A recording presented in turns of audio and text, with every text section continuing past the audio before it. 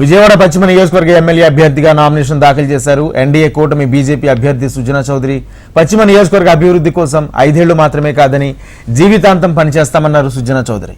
YCP ప్రభుత్వం నియోజకవర్గ అభివృద్ధిని పట్టించుకోలేదని విమర్శించారు. ఎంతో చారిత్రక నేపథ్యమున్న పశ్చిమ నియోజకవర్గ నగరానికి తిరిగి పూర్వ వైభవం తీసుకువచ్చేందుకు కృషి చేస్తామన్నారు. అభివృద్ధి పరంగా దేశంలోనే బెస్ట్ నియోజకవర్గంగా తీర్చిదిద్దుతామని ధీమా వ్యక్తం చేశారు.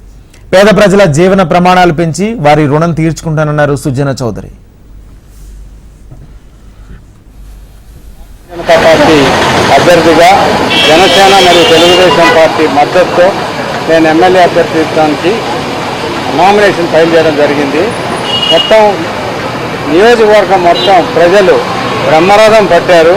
వాళ్ళ సంతోషం చూస్తూ ఉంటే నా బాధ్యత ఎంతో పెరిగిపోయిందనే ఉద్దేశంతో నేను నేను ఫీల్ అవుతూ ఉన్నాను. అలాగే రేపు గెలిచి నాకు ఈ నియోజకవర్గానికి చేయవలసిన పనులు చాలా ఉన్నాయి. అంటే అది నియోజకవర్గం స్వతంత్ర భారతదేశం వచ్చినాక విజయవాడలో ఇంత దుర్భర పరిస్థితుల్లో ఈ నియోజకవర్గం ఉందంటే డెఫినెట్గా ప్రజాప్రతినిధులు పూర్తిగా దీన్ని వదిలేసినట్లుగా ఉంది. ప్రజల పాపం ఓటేసి గెలిపించారు, కానీ ఏ ఒక్క ప్రజాప్రతినిధి కూడా నియోజకవర్గ అభివృద్ధి కానీ సస్టైనబుల్ సోషల్ ఇన్ఫ్రాస్ట్రక్చర్ కానీ వాళ్ళ స్థితిగతులు వాళ్ళ జీవన ప్రమాణాలు పెంచడానికి ఏమాత్రం పనిచేసినట్టుగా కనపట్టలేదు నాకు.